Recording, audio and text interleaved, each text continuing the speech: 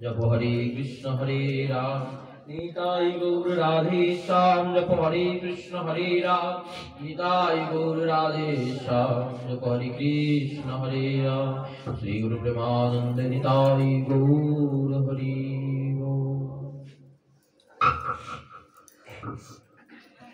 আরেকজন করে বসে যাবে না, একটু আগে আসুন, কারণ লোকজন ভিড়ে না তখন আর জানি না এইখানে এটা কঠিন এটা এটা না ভেতরে বসে ওইগুলো সাথে এদিকে চলে আসতে হবে না আবার লোকজন। হ্যাঁ আমার তাই ভাবছি বাবাই বলি হ্যাঁ জনের সময় দাদু ভিতর দিকটা যাক আর দাদু ওইটাই মাইকটা ওইখানটায় अपार करुणालय करुणालय परम आराध्यतम परम प्रेम पुरुषोत्तम शिशु भगवान अपार कृपा अनुकंपाय सप्तदिवसीय भागवती अष्टदिवसीय भागवती कथा यज्ञे যে মহা আয়োজন হয়েছে এই গৌরগোপাল গৃহ প্রাঙ্গণে, আজ দ্বিতীয় দিবসের শুভ প্রারম্ভে সকল ভক্তবৃন্দের অন্তরস্থিত আমার পরম আরাধ্যতম প্রাণ নিতাই গৌর সুন্দরীর চরণ কমলে জানাই অনন্ত কোটি দণ্ডবৎ প্রণতি। সকলের আপন আপন গুরুপাদ পদ্মে যথাযোগ্যের প্রণতি জ্ঞাপন করি। সম্মুখস্থিত শ্রীমৎ ভাগবত ভগবানের শ্রী চরণ কমল বন্দনা করি। আজকে দ্বিতীয় দিবসের ভাগবতী কথা শুভ সূচনা।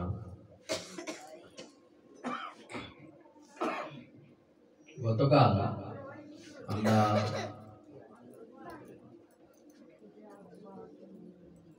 প্রথম দিবসের কথা বিশ্রাম দিয়েছিলাম। নারদ ঋষি বিষণ্ণ বদনে, এই বেদব্যাস বিষণ্ণ বদনে বসে আছেন নৈমিষারণ্যের নিমিষ ক্ষেত্রে। কেন বসে আছেন না, তার মনের মধ্যে একটা সংশয় সৃষ্টি হয়েছে যে আমি বেদব্যাস, আমি বেদকে চার ভাগ করেছি। আমি বেদব্যাস সেই চার ভাগের বেদের প্রত্যেকটি ভাগকে আবার চার ভাগে ভাগ করেছি। ব্রাহ্মণ, আরণ্যক, উপনিষদ, সংহিতা। ব্রহ্মসূত্রের ভাষ্য রচনা করেছি, বেদান্ত সূত্র ব্রহ্মসূত্র রচনা করেছি আমি, মহাভারত রচনা করেছি, তার মধ্যে গীতা। তাতেও তো কলির জীবের দুঃখ মোচন হচ্ছে না।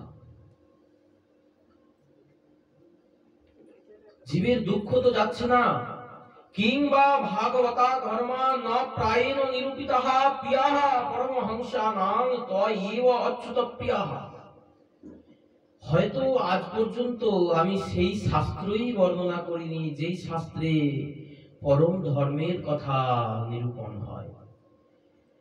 এমন শাস্ত্রই হয়তো আমার রচনা করা বাকি রয়ে গেছে, যে শাস্ত্র মানুষকে এই সাংসারিক জগৎ থেকে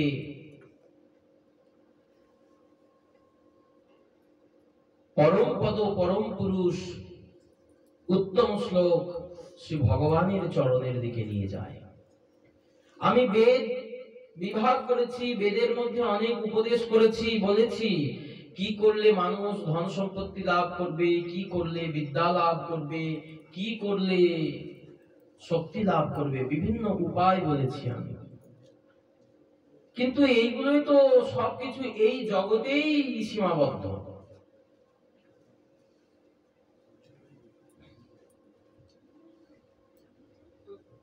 অমুক দেবীর পুজো করো, তমুক রোগ ভালো হবে।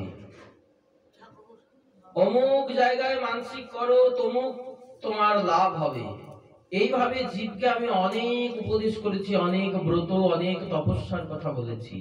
কিন্তু সেই তপস্যা, সেই ব্রতের কথা হয়তো আমার এখনো বলা হয়নি, যেটা আচরণ করলে জীবের আর কোনোদিন তপস্যা করতে হয় না, আর কোনোদিন কোনো ব্রত করতে লাগে না। এরকম ভাবে ব্যাসদেব কাঁদছেন। সেই সময় সেইখানে বিনা যন্ত্রে গান করতে করতে এসে উপস্থিত হয়েছেন সেই নারদ ঋষি। চড়ুই পাখির বেশে সমুদ্র ছেঁচে ফেলবেন বালি দিয়ে। তখন নারদ ঋষি বলছে, ব্যাস চিন্তা করো না, তোমাকে আমি একটি গল্প বলি, শোনো। নারদ মুনি এসেছেন, যতই হোক গুরুপাদ পদ্ম বলে কথা, গুরুদেব এলেই তখন কি করতে হয়? গুরুদেবকে যদি দর্শন করি সামনে, প্রথম কাজ কি? প্রণাম, তার বন্দনা, চরণে প্রণাম, এটি প্রথম কাজ সাধু গুরু বৈষ্ণবকে দর্শনে। তাই বলছেন, গুরুদেবকে প্রণাম করেছেন, গুরুদেবের চরণ বন্দনা করে পাদ্য অর্ঘ্য দিয়ে অর্চনা করে গুরুদেবকে যথা আসনে বসিয়েছেন। গুরুদেব আপনি বসুন। তারপর নারদ ঋষির চরণ প্রান্তে বসে করজোড়ে মিনতি করছেন, চোখের জলে ভাসছেন, গুরুদেব আমার কি দশা হলো?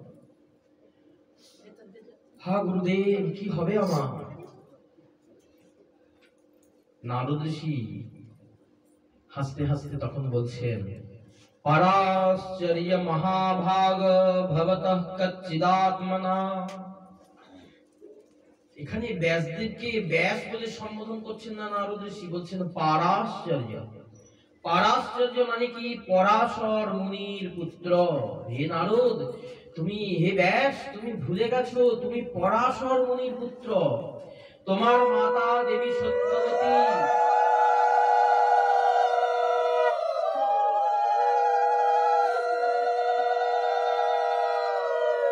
তোমার মধ্যে এইরকম সংকোচ, এইরকম দ্বিধা কেন?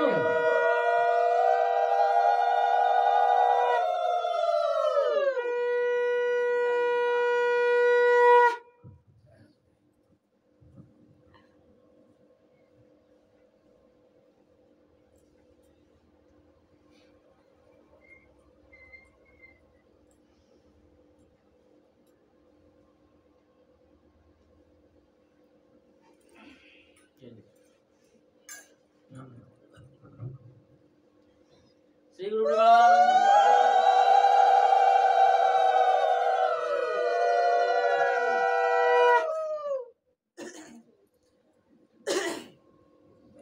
নারদ ঋষি বললেন, পরাশ্চর্য মহাভাগ, হে মহাভাগ্যবান পরাশর নন্দন ব্যাস, ভবত কচ্ছিদাত্মনা পরিতুষ্যতি শারীর আত্মা মানস এব বা।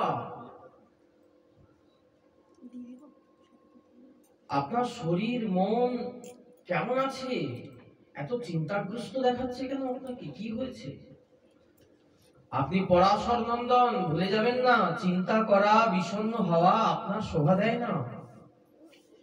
ব্যাসজি তখন চরণ প্রান্তে কেঁদে কেঁদে বলছেন, গুরুদেব, কলিজীবের এই দুর্দশা দেখে আমার মন বড়ই ভারাক্রান্ত। আপনি যদি কোনো উপায় থাকে সেটি আমাকে বলুন। বেদব্যাসকে তখন নারদ ঋষি উপদেশ করছেন, শোনো ব্যাস, তুমি সমস্ত কিছু রচনা করেছো, সমস্ত শাস্ত্রে সমস্ত কিছুর নির্দেশ দিয়েছো, এই করুন সেই করুন, এইটা নিয়ম, এইটি করলে অমুক পাওয়া যায়, সব কিছুর নির্দেশ করেছেন। কিন্তু তুমি যেটি নির্দেশ করতে ভুলে গেছো সেইটি হচ্ছে কি করলে ভগবান গোবিন্দকে লাভ করা যায়, সেইটি তোমার এখনো বর্ণনা করা হয়নি, নির্দেশ করা হয়নি। তুমি এখনো পরম পুরুষ গোবিন্দের লীলা কথা, গোবিন্দের সেই মধুময় লীলা বর্ণনা এখনো করনি। তাই অবিলম্বে তুমি ভগবান শ্রীকৃষ্ণের লীলা বর্ণনা করো। বেদব্যাস তখন করজোড়ে বলছেন, গুরুদেব, আমি তো দাসী পুত্র, আমি, আমার মা জেলের কন্যা সত্যবতী, সত্যবতীর পুত্র আমি, আমার মা জেলে, আমার হৃদয়ে কি ভগবান স্ফুরিত হবেন? আমি তো নিচু জাতির কন্যার গর্ভ থেকে জন্মেছি। নারদ বলছে, ব্যাস, তোমার মা জেলের বাড়ির মেয়ে হলে কি হবে, নিচু জাতির হলে কি হবে? তোমার পিতার কথা ভাবো তো। তোমার পিতা হচ্ছেন মহর্ষি পরাশর, তিনি মুনি, তিনি ঋষি, মহর্ষি পরাশর, তার ঔরসে তুমি জন্মেছো। তবু তো তোমার পিতৃ পরিচয়, পিতৃকুল চিন্তা করলে তোমার গর্বে বুকটা ফুলে উঠবে। নারদ, ব্যাস, আমার কথা শুনবে? আমি এই নারদ হবার আগে আমার পূর্বজন্মের কথা তোমাকে বলি, শোনো। আমি ছিলাম এক দাসীর পুত্র। আমার মা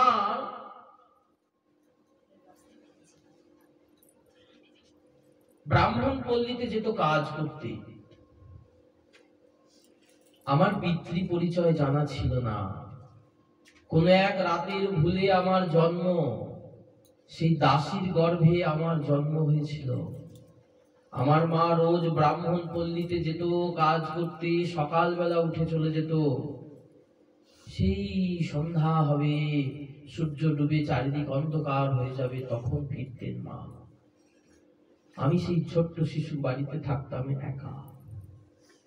একদিন আমি আমার মাকে বলছি, ও মা, তুমি সকালবেলা চলে যাও, জানো তো আমার না খুব খিদে পায়, সারাদিন আমি কিছু খাই না। সেই রাত্রেবেলা তুমি কাজ করে তাদের বাড়ি থেকে একটু খাবার নিয়ে আসো, সেই খাবার খেতে হয়। সারাদিনে মা আমার খুব খিদে পায়। তখন আমার মা আমার মুখে হাত দিয়ে বলেছিল, চুপ বাবা, কথা বলতে নেই। দাসী পুত্রদের কোনোদিন খিদে পেতে নেই। তুই যে দাসীর পুত্র বাবা, দাসীর পুত্রদের খিদে পেতে নেই। দাসীর পুত্ররা সারাদিনে একবার খায়। এইরকম কষ্টের জীবন ছিল আমার। একদিন আমার মা গেছেন সকালবেলা, খুব ভোরে। আমি ঘুম থেকে উঠবার আগে আমার মা চলে যেতেন। আমি ঘুম থেকে উঠে দেখছি মা নেই। কি করব, আমি উঠানে বসে বসে খেলা করছি। এমন সময় চারজন সৌম্য দর্শন সাধু সেই উঠোনে এসে দাঁড়িয়ে বলছেন, রাধে শ্যাম। আমি তাদের দিকে তাকাতেই তারা আমাকে বললেন, এই খোকা, তোদের এখানে ব্রাহ্মণ পাড়াটা কোন দিকে রে? আমাকে একটু দেখাবি ব্রাহ্মণ পাড়াটা। আমরা ব্রাহ্মণ পাড়ায় যাব, আমরা চাতুর্মাস্য ব্রত করতে এসেছি, 4 মাস ব্রাহ্মণ পাড়ায় থাকবো, তা আমাকে একটু ব্রাহ্মণ পাড়াটা দেখিয়ে দিবি? আমি বললাম, হ্যাঁ দেখিয়ে দিতে পারবো, যাবো। এই বলে সেই 5 বছর বয়সী আমি, সেই ছোট্ট শিশু, নাচতে নাচতে তাদের আগে ছুটতে ছুটতে চলেছি যেখানে আমার মা কাজ করে, যে ব্রাহ্মণ দাদুর বাড়িতে কাজ করে, তার কাছে গিয়ে, তার উঠোনে গিয়ে খুব করে ডাকছি, কই গো, কেউ আছো নাকি বাড়িতে? এই দেখো তোমাদের বাড়িতে কাদেরকে নিয়ে এসেছি দেখো। এই বলতেই সেই দাদু ঘরের ভেতর থেকে বেরিয়ে আসছে। এসে 4 জন সৌম্য দর্শন সাধুকে প্রণাম করে বললেন, আপনারা কারা? কেনই বা আমার গৃহে আগমন করছেন? তারা বললেন, আমরা চাতুর্মাস্য করব, 4 মাস আপনার গৃহে থাকবো, আপনি যদি কৃপা করে আমাদেরকে আশ্রয় দেন।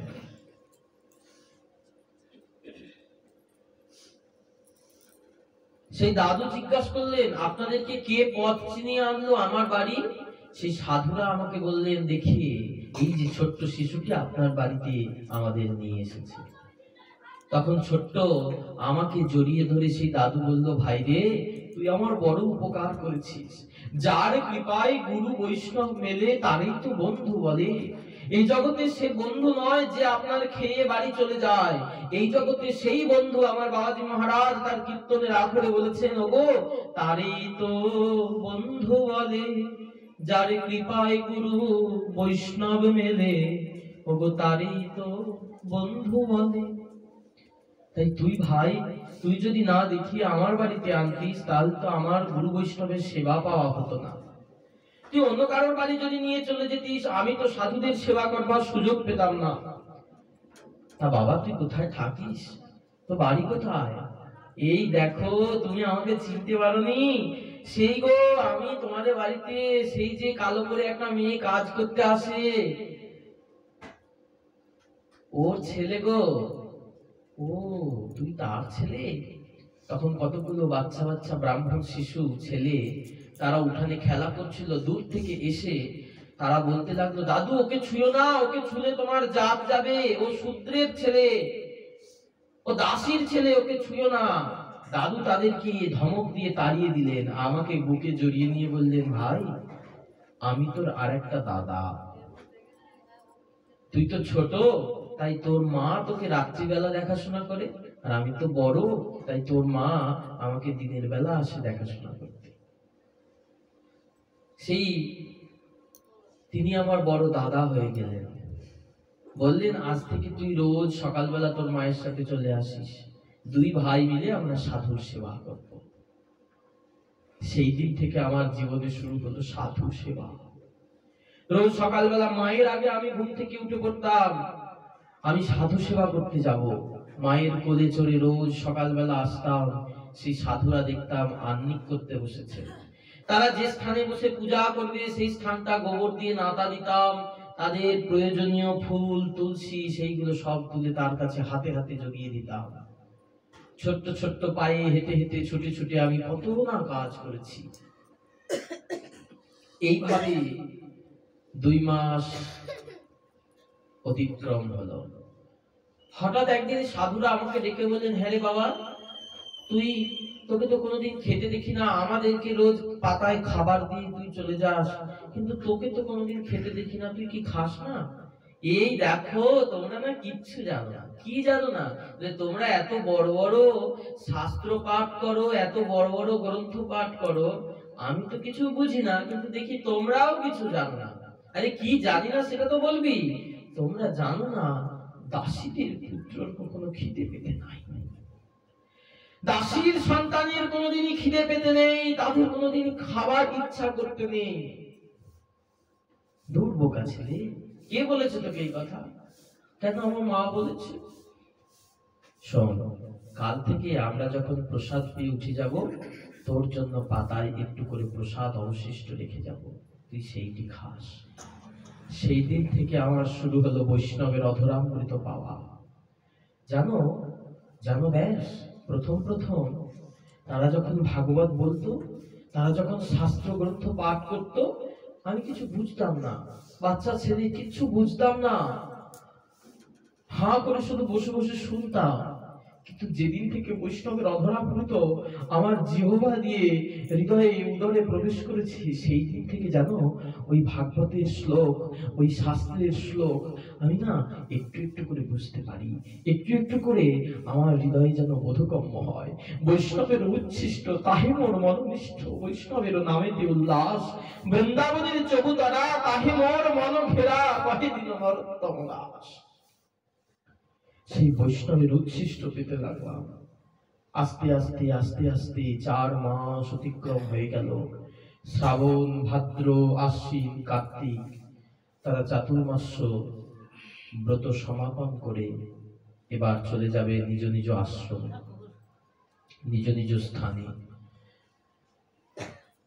হঠাৎ যেদিন তারা বিদায় নেবেন, যেদিন তারা চলে যাবেন, আমার যেন বুকটা ফেটে আসছে। আর তো আমি সেই মধুর ভাগবতী কথা শুনতে পাবো না, আর তো সাধুর কথা শুনতে পারবো না, আর তো সাধুদের সেবা করবার সুযোগ পাবো না। তারা চলে যাবে, আর কি কোনোদিন আসবে?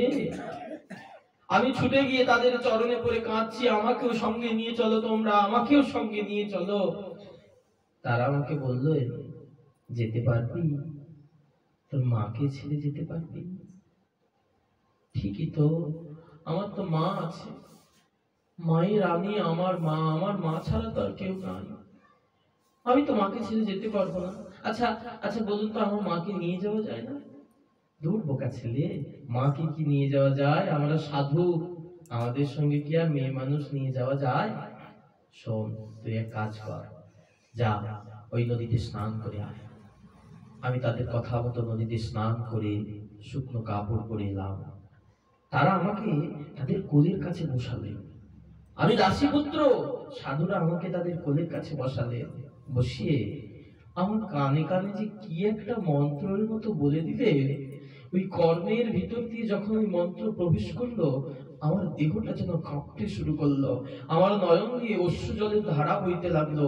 যেন মনে হলো কি যেন একটা না পাওয়া জিনিস ছিল, সেইটি আজ আমার লাভ হয়ে গেল। আমি বহু বহু জন্মের যেন কত বড় ধন সম্পত্তি পেয়ে গেলাম একদিনের ওই একটা কানে দুটি কথা বলাতে। আমাকে তারা বললেন, শোন, এই মন্ত্র তোকে দিলাম, এই মন্ত্র জপবি, এই মন্ত্র বলবি, আর খুব করে মায়ের সেবা করবি। যেদিন মায়ের সেবা করা শেষ হয়ে যাবে, সেদিন আমাদের কাছে চলে আসবি, আমরা তোর জন্য অপেক্ষা করব। তারা চলে গেলেন। আস্তে আস্তে দিন যায়, আমি আর আমার মা সেই কুটিরের মধ্যে থাকি, আর আমার সেই মন্ত্র জপ, মন্ত্রের সাধন, সেই নিরন্তর মন্ত্র জপ করতে থাকি। জপাত সিদ্ধি, জপাত সিদ্ধি, জপাত সিদ্ধি নিরন্তর। হঠাৎ জপ করতে করতে আমার মনের মধ্যে এমন একটা ভাব উদয় হলো, যেন মনে হচ্ছে ওই তো আমার ভগবান দাঁড়িয়ে আছে, আর এই তো আমি দাঁড়িয়ে আছি, কিন্তু আমি তো ধরতে পারছি না। আমার মা যেন সামনে বাধা হয়ে দাঁড়িয়ে আছে, মায়ার পর্দা রূপে যেন আমার মা দাঁড়িয়ে আছে। আমি মাকে অতিক্রম করে কিছুতেই আমার ইষ্টের চরণে, আমার আমার আরাধ্য, আমার সেই মন্ত্রের দেবতার চরণে আমি যেতে পারছি না। হঠাৎ একদিন বর্ষাকাল, ঝড় বৃষ্টির রাত, বামুন বাড়ি থেকে ডাক এসেছে, তাদের গাই দুইতে হবে, আমার মাকে এক্ষুনি যেতে হবে। আমার মা আমাকে ঘরের ভিতর রেখে দিয়ে বললেন, বাবু কোথাও বেরোবি না, আমি না আসা অব্দি, আমি এক্ষুনি যাবো আর আসবো। বলে আমার মা আমাকে রেখে সেই বামুন পল্লীতে চলে গেলেন গাই দুইতে। রাত যে কত গভীর হলো আমি জানি না, কিন্তু অনেক সময় বয়ে গেছে, বাইরে কি বিরাট দুর্যোগ, তবু যে আমার মা আর ফেরে না। আমি কি করব? আমি হঠাৎ করে ঘরের গেটটা খুলে, আমি ছোট্ট শিশু, 5 বছরের শিশু, আমি সেই দাসী পুত্র ছুটতে ছুটতে চলেছি। চারিদিকে বজ্রপাত করছে, বিদ্যুৎ চমকাচ্ছে, ঝড় জল, কাদা জলের মধ্যে দিয়ে ছুটতে ছুটতে চলেছি আর ডাকছি, মা, ও মা, তুমি কোথায় গেলে? মা, একবার আমার কাছে এসো না মা, সব চারিদিকে কি আওয়াজ হচ্ছে মা গো, ও মা। এই বলে ছুটতে ছুটতে যখন যাচ্ছি, হঠাৎ যেন কিসের উপর একটা পা লেগে আমি হোঁচট খেয়ে উপর হয়ে পড়ে গেলাম। অন্ধকারের মধ্যে কাদায় হাত রাখছি, কিসের পা লেগে আমি পড়ে গেলাম। দেখি একটা মানুষের মতো কিছু একটা। ভগবানকে ডাকছি, প্রভু একবার বিদ্যুৎ চমকাও ঠাকুর, আমি যেন দেখতে পাই কিসে পা লেগে আমি পড়ে গেলাম। ভক্তির কথায় ভগবান থাকতে পারলেন না, বিদ্যুৎ চমকাতেই দেখতে পেলেন কি যেন একটা মহিলা উপুর হয়ে পড়ে আছে। হে ভগবান, ঠাকুর এই দুর্যোগের দিনে কার এমন বিপদ হয়েছে ঠাকুর? এই বলে অন্ধকারের মধ্যে আমি সেই মানুষটিকে চিৎ করে শোয়ানোর জন্য চেষ্টা করলাম। চিৎ করে শোয়ানোর পর জানো, আমি বললাম, ভগবান আর একবার বিদ্যুৎ চমকাও, আমি মুখটা দেখি কার এমন বিপদ হয়েছে। এই বলে ভক্তির কথায় ভগবান বিদ্যুৎ চমকালেন। তখনই দেখতে পেলাম, আর যা দেখতে পেলাম ব্যাস, সে দেখি আমার মা ওই কাদা জলের মধ্যে শুয়ে আছে, আর মায়ের নিথর নিস্তান দেহটা পড়ে আছে, তার পায়ের কাছ থেকে একটা সাপ ফনা তুলে বলে যাচ্ছে, তোর মা আর নাই। আমি আছাড় খেয়ে পড়লাম মায়ের বুকে, মাগো এই ঝড় বৃষ্টির রাতে তুমি আমাকে একা ফেলে কোথায় চলে গেলে মা? ও মা, একবার ফিরে এসো না মাগো। এই বলে চিৎকার করে কাঁদছি, মা মা করে ডাকছি, কিন্তু আমার মা তো আর এই জগতে নেই। আমাকে একা ফেলে এই জগতে রেখে আমার মা চলে গেছে।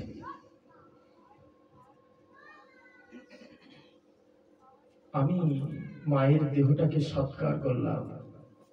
তারপর ভাবলাম, মা যখন আর নেই, তখন আমি আর কেন এই ঘরে থাকবো? আমি ঘর ছেড়ে বনে আমার সেই ইষ্টকে খোঁজবার জন্য তার উদ্দেশ্যে বেরিয়ে গেলাম। ছুটতে ছুটতে যাচ্ছি, গিয়ে একটা বনের মধ্যে বড় অশ্বত্থ গাছের তলায় বসে সেই মন্ত্র স্মরণ করছি। কঠিন সাধনায় মন্ত্র জপ করছি। মন্ত্র জপ করতে করতে হঠাৎ দেখি আমি তো দাঁড়িয়ে আছি, কিন্তু আমার দেহটাকে যেন কয়েকজন চৌদালে করে তুলে নিয়ে শ্মশানের দিকে নিয়ে যাচ্ছে। কি ব্যাপার? আমি তো দাঁড়িয়ে আছি, আমার দেহটাকে নিয়ে যাচ্ছে কি? তখন বুঝলাম আমার দেহটা পাত হয়েছে, দেহটার মৃত্যু হয়েছে। ভগবান আমাকে দৈববাণী করে বললেন, এই কল্পে তুমি আমার দর্শন পাবে না, আগামী কল্পে তুমি ব্রহ্মার পুত্র নারদ রূপে জন্ম নেবে, সেই নারদ রূপে তুমি আমার দেখা পাবে। সেই কল্পে আমার মৃত্যু হয়ে গেল। আমি চলে গেলাম পরবর্তী কল্পে, পরবর্তী প্রলয়ের পর আমি ব্রহ্মার নিঃশ্বাস থেকে জন্ম নিলাম। আমার নাম হলো নারদ।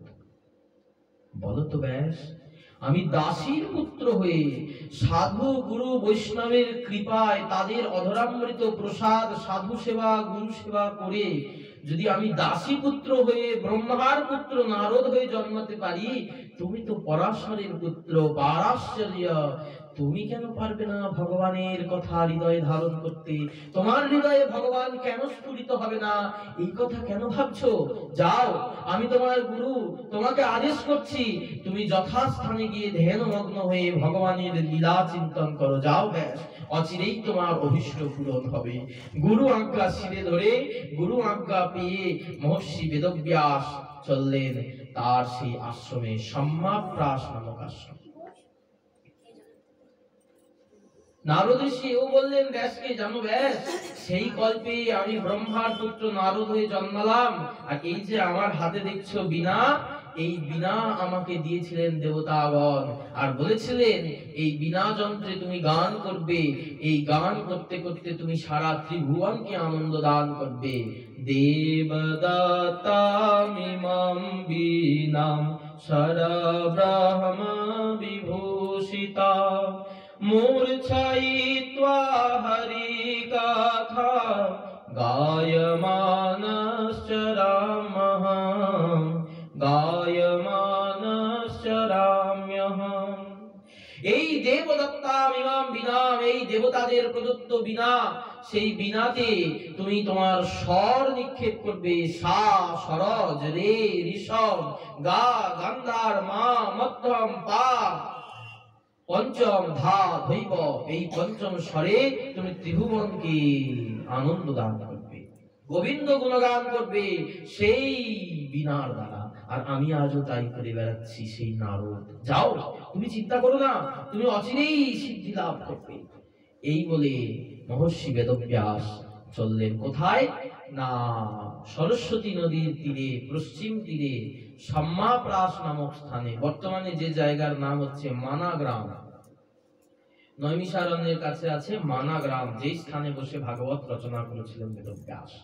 সেই মানাগ্রামে তিনি গিয়ে বসলেন, একদম শুদ্ধ আচমন করে শুদ্ধ আসনে বসে ধ্যানমগ্ন হয়ে সেই শ্রীমদ্ ভাগবতকে উপলব্ধি করলেন।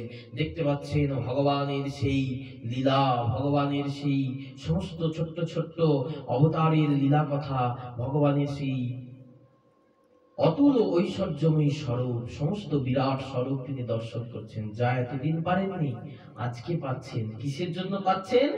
গুরু কৃপা। গুরু কৃপা প্রেরণায়। গুরু ছাড়া এই প্রেরণা কেউ যোগাতে পারবে না। আমি যদি নিজে মনে করি আমি উপলব্ধি করব, আমার ক্ষমতা নাই। আমার কতটুকু ক্ষমতা? গুরু যদি আমার মধ্যে শক্তি সঞ্চার না করেন, আমার কোনো ক্ষমতাই নাই, আমি কি উপলব্ধি করব?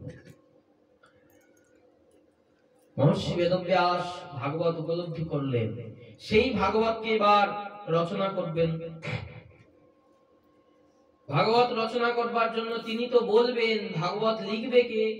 কাকে পাওয়া যায়? তারা সারা ত্রিভুবন ঘুরে খুঁজে পেলেন কাকে? না, বক্রতুণ্ড মহাকায় সূর্যকোটি সমপ্রভ নির্বিঘ্নম কুরু মে দেব সর্বকার্যেষু সর্বদা। সেই গণপতি গণেশজিকে পেলেন, সেই গণেশজিকে ডেকে আনলেন, বলেন চলুন আমি একটি গ্রন্থ রচনা করব, আপনাকে লিখে দিতে হবে। গণেশ বললেন আমার একটা শর্ত আছে। কি শর্ত? না, আমি লেখা থামাবো না, লেখা থামিয়ে দিলে আর লিখবো না, আপনাকে অনর্গল বলে যেতে হবে আর আমি অনর্গল লিখে যাব। আমি লেখা থামালে কিন্তু আর গ্রন্থ লেখা হবে না, ওইখানেই থামিয়ে দেব। ব্যাসজি বললেন আচ্ছা, তবে তাহলে আমিও একটা শর্ত দিচ্ছি, আমি যে শ্লোক বলবো শ্লোকগুলোর পুরো অর্থ বুঝে তারপর শ্লোকগুলো লিখতে হবে। তার মানে কি, বুঝতে সময় লাগবে, ততক্ষণ আমি আরেকটি শ্লোকের চিন্তা করে ফেলবো, ভেবে ফেলবো, ততক্ষণে উনি লিখবেন। আর মহর্ষি বেদব্যাস এই ভাগবত লিখতে লিখতে বলতে বলতে এমন কুটকুট কয়েকটা শ্লোক বলছেন, ভগবান গণেশ মাথা চুলকে ভাবছেন এর অর্থ কি হতে পারে। তখন ওখানে দুটো স্কন্ধ ভাবা হয়ে গেছে বেদব্যাসে। এইরকম ভাবে ভাগবত রচনা শুরু হলো, বিরামহীন ভাবে বলে যেতে লাগলেন। আর মহাদেব গণেশও তিনি বিরামহীন ভাবে লিখে যেতে লাগলেন। সুন্দর ভাগবত রচনা হলো।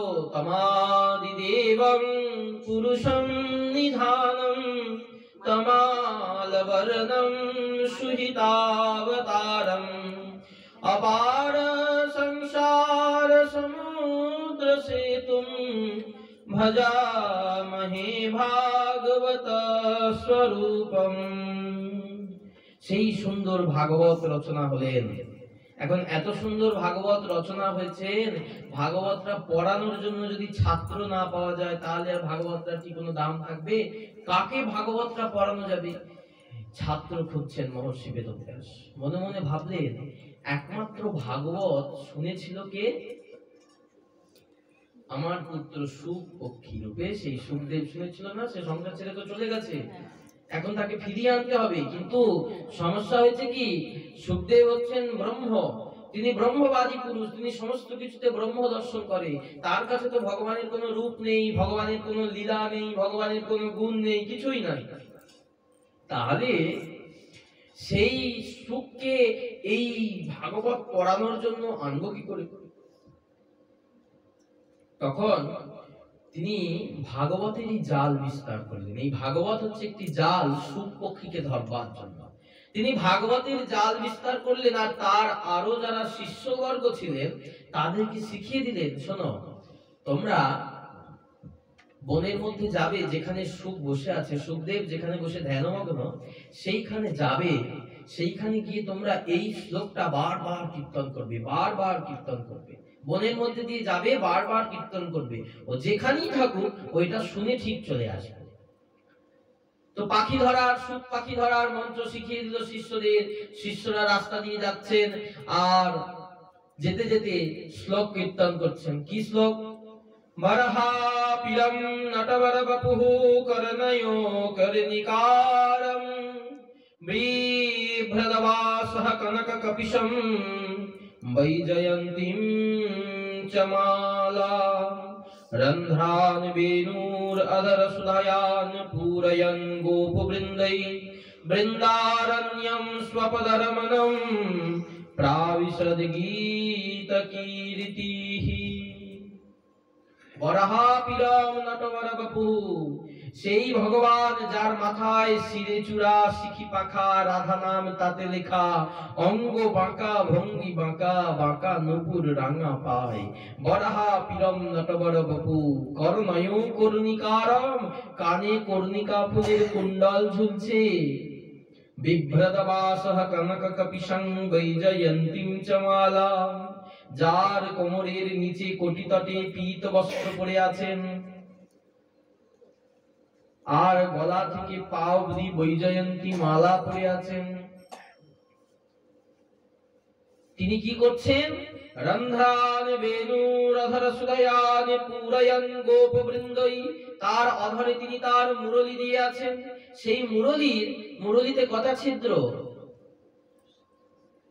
নবরন্ধ্রের বাঁশি বাজান গোবিন্দ, 9টি ছিদ্র, দুই পাশে দুটি, একটাই মুখ দেওয়া থাকে, 3টি, আর ওদিকে 6টি হাত দেওয়া হয়েছে। মোট নবরন্ধ্রের বাঁশি। আমাদের দেহটাও নবরন্ধ্রের বাঁশি, 9টি দাঁত।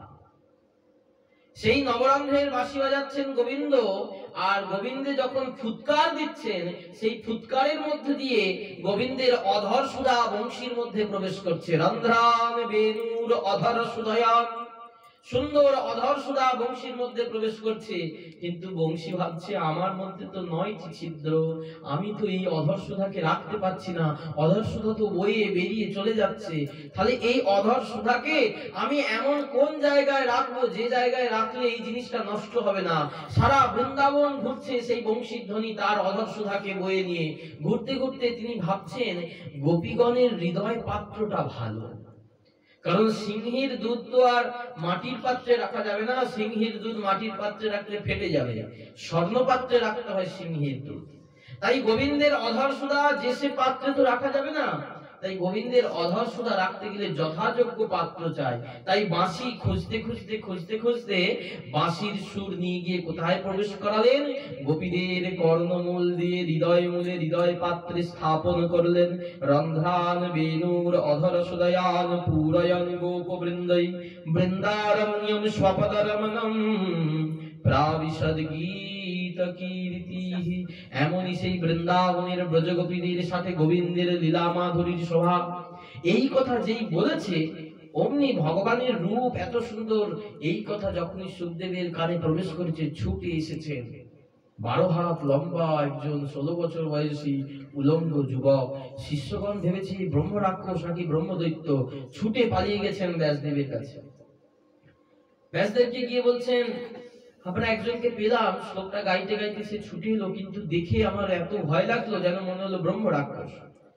বলছে না, ওইটি আমার ছেলে সুখদেব, যাও এবার গিয়ে ওই শ্লোকটা শোনাবে। আমি শ্লোক একটা বলে দিচ্ছি, সেই শ্লোকটা শোনাবে। কি শ্লোক? অহো বকিয়ম স্তনকালকূটম জিঘাংশয়াপ্যায়দাপ্য সাধ্বিঃ লেভে গতিম তাত্রুচিতম ততঃ ন কং বা দয়ালুম শরণম ব্রজেমহ। কি বলছেন? অহো বকিয়ম স্তনকালকূটম, ইনি হচ্ছেন সেই ভগবান যার 6 দিন বয়সে পুতনা এসেছিল স্তনে বিষ মাখিয়ে তাকে পান করবার জন্য। অহো বকিয়ম স্তনকালকূটম জিঘাংশয়া আপ্যায়প্য সাধ্বী, সেই পুতনা এসেছিল যাকে স্তনে বিষ মাখিয়ে মারবার জন্য, কিন্তু সেই পুতনাকেও ভগবান ধাত্রীগতি লাভ করিয়েছেন, যেটা মায়ের গতি হয়।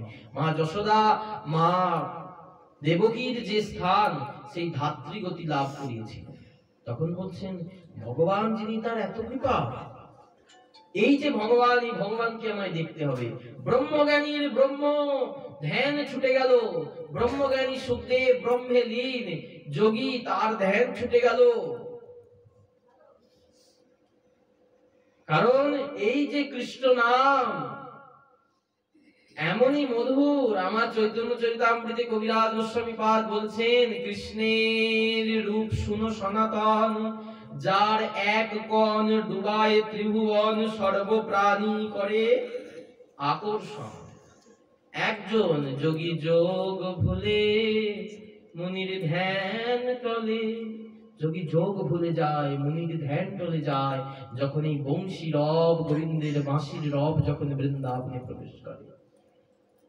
বৃন্দাবনে যখন গোবিন্দের বাঁশি বাজে, যমুনা উজান বয়, ব্রজগোপীরা ঘর ছেড়ে বনে বাহির হয়, এমনই বংশীর গান, এমনই বংশীর টান। সেই লীলার কথা শুনে ভাগবতের জাল বিস্তার করে সুখদেব পাখিকে ধরে আনলেন ব্যাস, নিয়ে এসে বসিয়ে বললেন, পুত্র শোনো, এই শ্রীমদ ভাগবত আমি তোমাকে অধ্যয়ন করাবো, তুমি অধ্যয়ন করো। সেই ব্যাস সুখদেব গোস্বামীকে ভাগবত অধ্যয়ন করালেন। এতদিন কিন্তু সুখদেব গোস্বামী শুনেছিলেন ভাগবত। শোনা আর পড়া দুটো কিন্তু তফাৎ। শোনার মধ্যে ভুল থেকে যায়, কিন্তু যখন অধ্যয়ন করবে, প্রত্যেকটা শ্লোক ধরে ধরে, প্রত্যেকটা অক্ষর ধরে ধরে যখন পড়বে, সেই পড়বার মধ্যে কোনো ফাঁক থাকতে পারে না। তাই বেদব্যাস সুখদেবকে আবার পড়ালেন, শোনা জিনিস আবার পড়লেন। পরে সুখদেব গোস্বামী পাদ পরীক্ষিত মহারাজের কাছে এসেছেন ভাগবত বলতে। সুতমুনি আবার প্রশ্ন, সুতমুনি আবার বলতে লাগলেন, হে শৌনকাদি ঋষিবৃন্দ, পরবর্তী সেই কাহিনী আমি আপনাদের কাছে বর্ণনা করি, শ্রবণ করুন। মহাভারতের শেষ কুরুক্ষেত্র যুদ্ধ শেষ হয়ে গেছে। দুর্যোধন, ভীম তার উরু ভঙ্গ করেছে, অর্ধমৃত মৃতপ্রায় অবস্থায় কুরুক্ষেত্র যুদ্ধক্ষেত্রে পড়ে পড়ে চিৎকার করছেন। ওইদিকে অশ্বত্থামা, দ্রোণাচার্যের পুত্র, তিনি কি করেছেন, দুর্যোধনের কাছে গেছেন, গিয়ে বলছেন, মহারাজের জয় হোক, জয়ধ্বনি করেছেন দুর্যোধনে। দুর্যোধনের জয়ধ্বনি করাতেই দুর্যোধন খেকিয়ে উঠে অশ্বত্থামাকে বলছে, এখন কি আমার জয়ধ্বনি দেবার সময়? তুমি দেখতে পাচ্ছ না আমার কি অবস্থা? এই অবস্থায় কেউ জয়ধ্বনি চায়? অশ্বত্থামা তখন মহারাজ দুর্যোধনকে বলছেন, মহারাজ একটা কথা বলবো, যদি কিছু মনে না করে। বলো।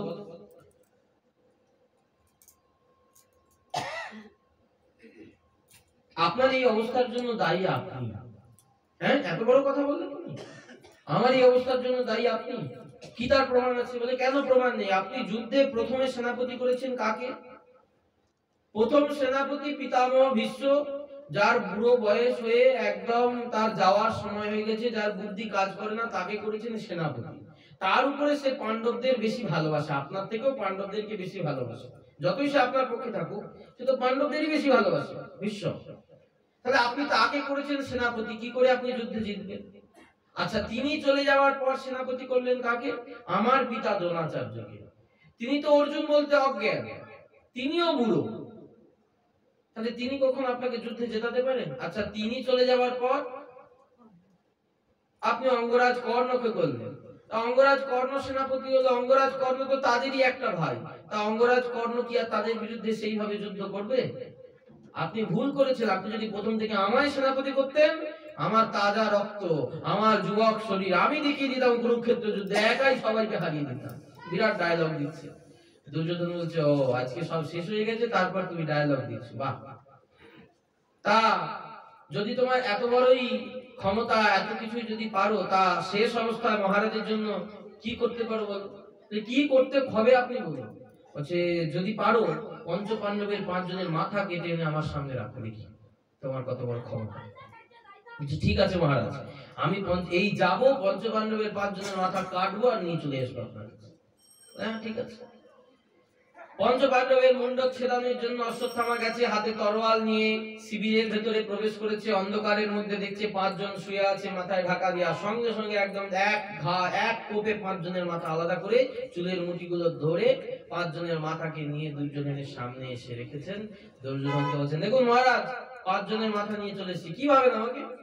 আমি অশ্বত্থামা, গুরু দ্রোণাচার্যের পুত্র, দ্রোণ পুত্র অশ্বত্থামা আমি।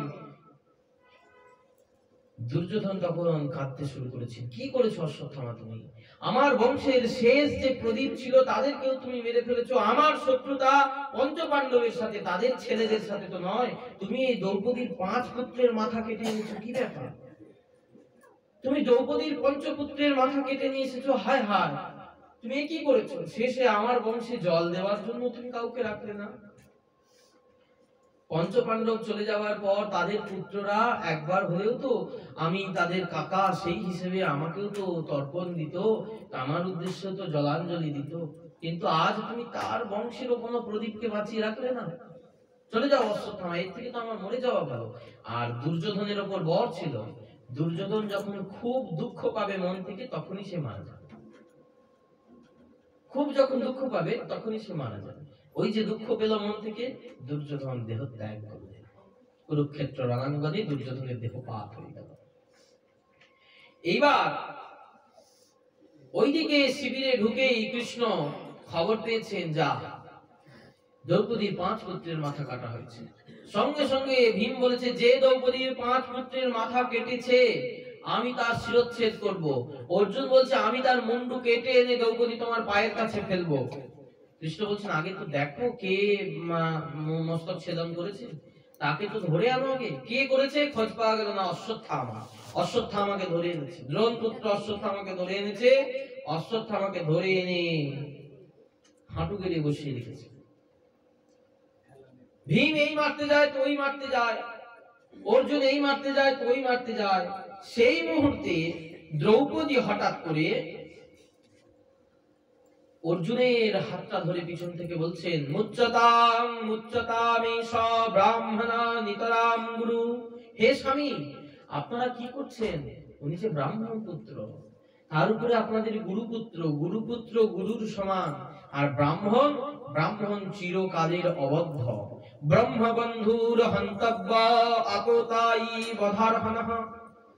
কোনদিন ব্রাহ্মণকে বধ করা যায় না। ব্রাহ্মণ যতই অপরাধ করুক, ব্রাহ্মণ বধ করলে ব্রহ্ম হত্যার পাপ নিতে হয়। দেখুন, যে দ্রৌপদীর 5টা পুত্রের মাথা কেটে নিয়ে চলে গেছে, মস্তক ছেদন করে দিয়েছে অশ্বত্থামা, সেই অশ্বত্থামাকে বাঁচানোর জন্য দ্রৌপদী আজকে ধর্মের বচন শোনাচ্ছে। বাস্তবিক সংসারে কোনো মা কি পারবে এই রকম বচন শোনাতে, যে তার পুত্রের মাথা ছেদন করে নিয়ে গেছে? তার ছোট্ট ছোট্ট 5 জন শিশুর মাথা ছেদন করে নিয়ে গেছে, সেই লোককে বাঁচানোর জন্য কোনোদিন এই কথা বলবে? যে যত বড়ই মা হোক, সে প্রথমেই বলবে আগে তার মাথা ছেদন করো, তারপর শান্তি পাবো। কিন্তু দেখুন, এইখানেই দ্রৌপদী, তাকে কেন ভগবান এত ভালোবাসেন জানেন? কারণ তারা বিপদকালেও ধর্মকে ত্যাগ করেনি। ধর্ম রক্ষতি রক্ষতি রক্ষিতাম, ধর্মকে যে রক্ষা করে ধর্ম তাকে রক্ষা করে। আর আমরা বিপদে পড়লে ধর্ম ভুলে যাই। নিরামিষ খাচ্ছিলাম, ডাক্তার বলেছে শরীরে রক্ত কমে গেছে, নিরামিষ খেলে হবে না, এবার একটু আমিষাদি খাবারও খেতে হবে। অমনি সঙ্গে সঙ্গে ডাক্তার বলেছে নইলে তো বাঁচবো না। যে এতগুলো জন্ম তো কেটে গেছে, তা একটা জন্ম যদি রক্ত শূন্য হয়ে মরে যায়, তবু তো বলতে পারবো নিতাই তোমার জন্য মরেছি, গৌর তোমার জন্য মরেছি, গুরু বৈষ্ণবের জন্য মরেছি। অনন্ত জন্ম তো সংসারের জন্য মরলাম। কেউ কি মনে রাখলো? বাবা মা বলছে কি করে আসবো ভাগবত শুনতে, আমার ছেলেগুলোর এখনো সংসার করে দিতে পারলাম না, বৌমা গুলো যদিও বা হয়েছে সংসার সম্পর্কে বোঝেনি, কি করি ওদেরকে ফেলে একা কি আর আসতে পারি? আমি যদি চলে যাই সংসার অচল হয়ে যাবে, দেখবো কেমন করে চলে। বলছে তুমি চলে যাবে, সংসার আগেও ছিল, এখনো আছে, ভবিষ্যতেও থাকবে, কিছুই এসে যাবে না। তোমার ফটোটা গেটের মাথায় ঝুলবে, টিকটিকি চলে যাবে তোমার মুখের উপর দিয়ে, বার্ষিকীতে একবার ধূপের খোঁচা দেবে কি নাই দেবে, আর তোমারই ফটোর তলায় বসে তোমারই প্রিয় রসগোল্লা রাজভোগ তারা খাবে, তোমায় দেবে না? দেবে নাকি? দেবে না। তাহলে তুমি বলছো আমার জন্য সংসার চলবে না, কারোর জন্য কিছু আটকে থাকে না। তাই দ্রৌপদী, এই জন্যই পঞ্চ পাণ্ডব দ্রৌপদীর সঙ্গে ভগবান শ্রীকৃষ্ণ ছিলেন। কেন? তারা যে কোনো পরিস্থিতিতে ধর্মকে আশ্রয় করেছিলেন, কখনো ধর্মকে ত্যাগ করেন। তাই আজকে দ্রৌপদী বলছেন ব্রহ্মবন্ধু নহন্তব্য আপকাই বদারহণ, ব্রাহ্মণকে কখনো বধ করতে নেই স্বামী, উনি ব্রাহ্মণ, তার উপরে গুরুপুত্র। এদিকে কৃষ্ণ বলছে অর্জুন যে আততায়ী তাকে বধ করতে হয়, তাকে এক দণ্ড, আততায়ীকে বধ করবার জন্য এক সেকেন্ডও ভাবতে নেই, সঙ্গে সঙ্গে ধর থেকে মুন্ড আলাদা করে দিতে হয়। এখন অর্জুন পড়েছেন ফাঁপড়ে, কি হবে? ওদিকে কৃষ্ণ বলছেন আততায়ীকে বধ করতে হবে, এদিকে দ্রৌপদী বলছে ব্রাহ্মণ অবাধ্য গুরুপুত্রকে বধ করতে নেই। তখন এবার অর্জুন তো মহা বিপদে পড়েছে, কি করা যায়? কৃষ্ণের চরণে এসে পড়েছে, মাধব তুমি রক্ষা করো। আমি সেই কুরুক্ষেত্র যুদ্ধক্ষেত্রে যখন বিবেচনা হারিয়ে ফেলেছিলাম, কিং কর্তব্য বিমূঢ় হয়ে পড়েছিলাম, কি করা উচিত হাত থেকে ধনুক ফেলে দিয়েছিলাম, তখন আমি তোমার চরণে পড়ে কি বলেছিলাম? শিষ্যস্তেহং সাধিমাং তং প্রপন্নম, হে বাসুদেব আমি তোমার শিষ্য, তোমার চরণে সর্বতভাবে শরণাগত, এখন তুমি যেমন করে চালাও আমি তেমন করে চলবো। তখন গিয়ে তুমি আমাকে গীতার উপদেশ করেছিলে, তার আগে কিন্তু গীতার উপদেশ করনি। তো আমি যখন চেয়েছিলাম তুমি আমাকে গীতা বলেছো, আমি চাইনি যতক্ষণ তুমি কিন্তু গীতা বলনি। পূর্ণ সমর্পণ না করা অবধি ভগবান কোনোদিন আমাদের কাছে আসবেন না, কারণ ভগবানের দায় পড়েনি আমাদেরকে নিয়ে যাওয়ার জন্য। আমার পূর্ণ সমর্পণ হলে তবেই তো ভগবান আমার জন্য কাঁদবেন, আমার জন্য আসবেন, আমার জন্য ভাববেন। তাই বলছেন আজকে আমিও তোমার চরণে পড়ে কাঁদছি, বলছি তুমি আমাকে এই দ্বন্দ্ব থেকে উদ্ধার করো।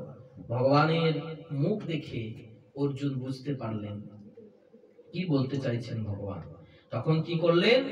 যে সম্মানী ব্যক্তি, যে সম্মানী ব্যক্তির অপমান হয়ে গেলে তার মৃত্যুর সমান।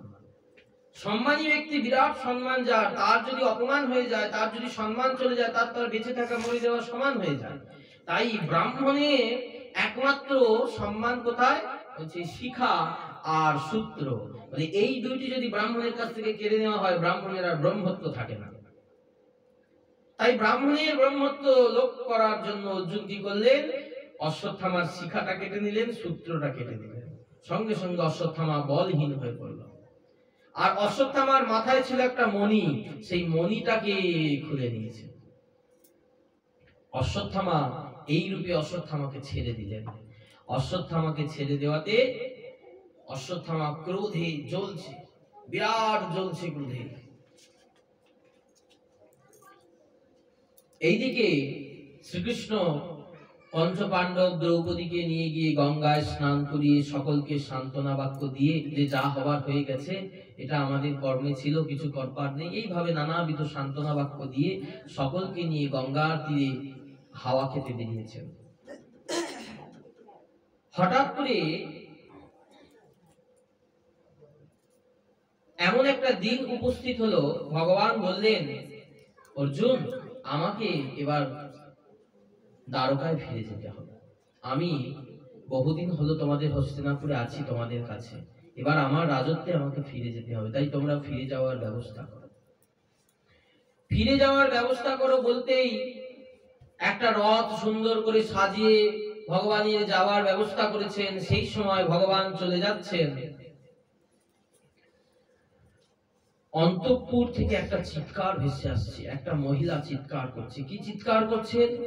পাহি পাহি মহাযোগিন দেব দেব জগৎপতে,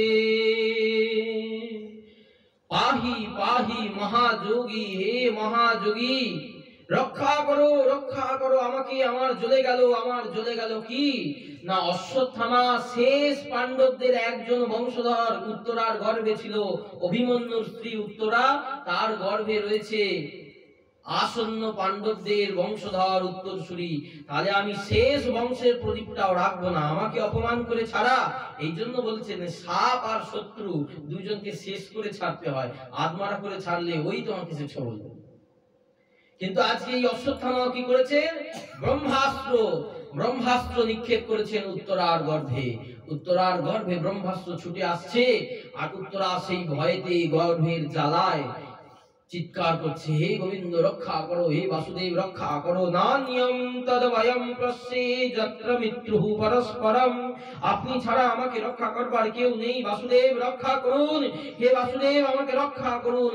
ভগবান সবেমাত্র রথে পাটা তুলতে যাবেন, এই রকম চিৎকার শুনে দ্রুত সবাই মিলে ছুটে এসে দেখলেন ব্রহ্মাস্ত্র এসে দাঁড়িয়ে আছে উত্তরার গর্ভের সামনে। ভগবান সূক্ষ্ম রূপে সুদর্শন চক্র নিয়ে একদম চলে গেলেন উত্তরার গর্ভে। আর উত্তরার গর্ভে গিয়ে ব্রহ্মাস্ত্রকে ঠেকিয়ে ধরে রাখলেন 10 মাস 10 দিন। সেই ব্রহ্মাস্ত্র দাঁড়িয়ে আছে, ভগবান দাঁড়িয়ে আছে, আর তার পিছনে আছে পরীক্ষিত।